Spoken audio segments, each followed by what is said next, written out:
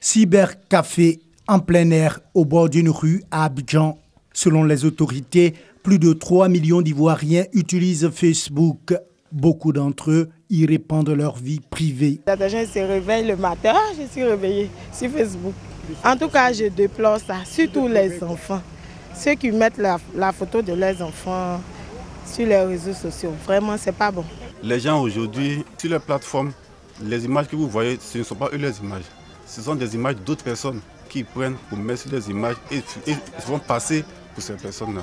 On a perdu un grand artiste il y a quelques jours de cela, mais j'ai été surpris de voir une de ses photos quand il était sur l'hôpital. C'est pas sage. Publier l'intimité d'une famille sur Facebook, présenter sa femme, des fois en des tenues, je dirais, difficiles à apprécier sur les réseaux sociaux, pour que le monde entier puisse voir. Souvent des jeunes filles elles-mêmes qui se mettent dans des tenues désobligeantes qu'elles publient sur les réseaux sociaux, que tout le monde voit. Je me pose la question chaque fois, en réalité, ces personnes cherchent quoi exactement? Lieu de rencontre ou de retrouvailles, lieu de tous les possibles, Facebook est aussi un terrain de chasse pour prédateurs, adeptes de cyberharcèlement, d'agression sexuelle et de cybercriminalité. C'est quelqu'un qui m'a envoyé un jour un message, il dit qu'il est au Canada, il est dans le domaine de la santé. Enfin, c'est une dame qui me dit ça, bien sûr. Et après, je me suis rendu compte que c'est un homme plutôt. Et ensuite, c'est pas vrai. La personne n'est même pas au Canada. C'est un homme qui a pris l'image d'une femme blanche pour s'exprimer. J'ai vu ça très vite et j'ai dévié la communication avec la personne. Facebook, pour que toi et moi, on puisse être des amis, il faut que je t'envoie une invitation. Toi, tu acceptes l'invitation. Et donc, on commence à échanger. Mais à un moment donné, je commence à poser certains problèmes. Ça peut être des problèmes de famille, des problèmes financiers. Bon, tu es mon ami, peut-être que tu vas vouloir m'aider. C'est en ce moment qu'il rentre maintenant l'ANAQ. Autant dire qu'avec ses plus de 2 milliards d'usagers dans le monde, Facebook n'est pas seulement une fenêtre d'opportunité. Ce réseau social peut se révéler un véritable danger pour ses usagers imprudents.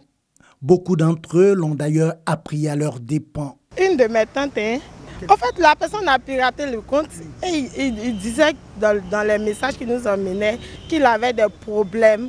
Il voulait qu'on l'aide à hauteur de 40 000. Donc quand on appelle la dame, elle dit non. C'est comme ça qu'elle appelait tous ses contacts pour dire que son compte a été piraté. J'ai déjà raté un entretien juste parce que j'avais des photos un peu plus sexy sur Facebook. Mais aujourd'hui, j'ai compris. Derrière Facebook se trouve une organisation animée par des personnes qui voient les données personnelles des utilisateurs. Sur Internet, on ne peut rien contrôler, admettent les experts. Pour eux, le défi, c'est d'éviter les comportements à risque sur Facebook. Aujourd'hui, il y a trop d'espionnage. Il faut faire attention avec ceux avec qui on échange sur Facebook. Et ne pas trop dire des choses parce que aussi l'espionnage est beaucoup développé sur Internet même et sur Facebook. Donc il ne faut pas trop dire des choses. Demandez plutôt à la personne de son numéro de téléphone et échanger avec elle pour voir si vraiment c'est une personne réelle. Les usagers de Facebook sont invités à la prudence, à beaucoup réfléchir avant de publier des informations sur leur vie privée et surtout avoir un mot de passe de 16 à 18 caractères avec une authentification forte.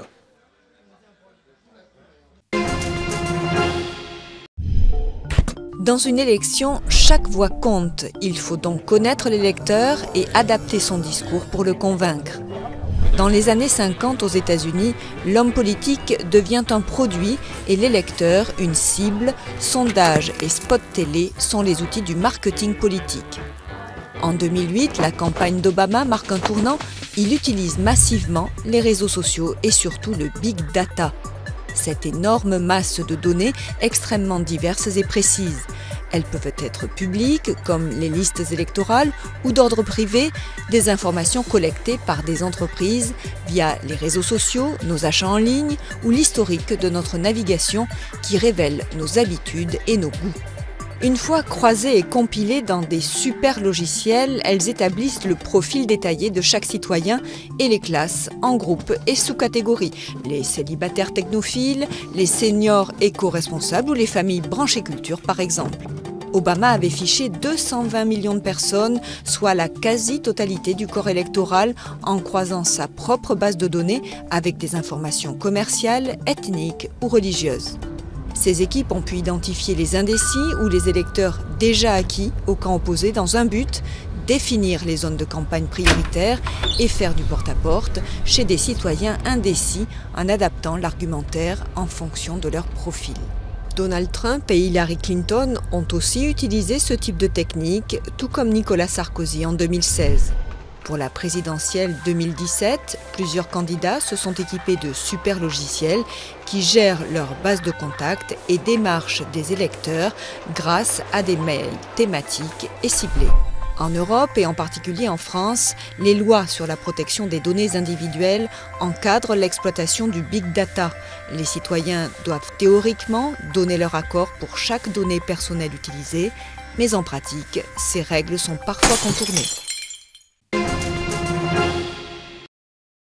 Par ce geste, Tano Kwasi Thompson, cadre de la région du Gontougo, vient de permettre à Seroudé, village situé à une vingtaine de kilomètres de Bondoukou, de bénéficier du réseau électrique. Un don du président de la République, Alassane Ouattara. Tano Kwasi Thompson, par ailleurs, parrain de cette fête de la lumière, n'a pas manqué de sensibiliser les populations quant à la bonne utilisation de l'électricité. Aujourd'hui, l'électricité dans un village, ça permet aux jeunes des scolarisés de revenir. Et quand le président de la République fait un tel don, je ne peux que dire merci. Le courant, on ne doit pas le gaspiller.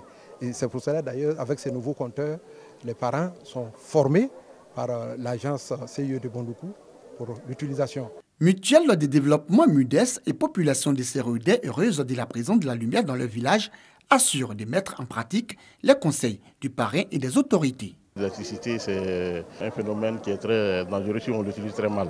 Donc il faudrait que tout le monde soit sensibilisé pour que nous puissions bien utiliser le courant que nous avons. Nous avons vécu longtemps dans le noir et aujourd'hui Dieu nous a permis d'avoir la lumière chez nous.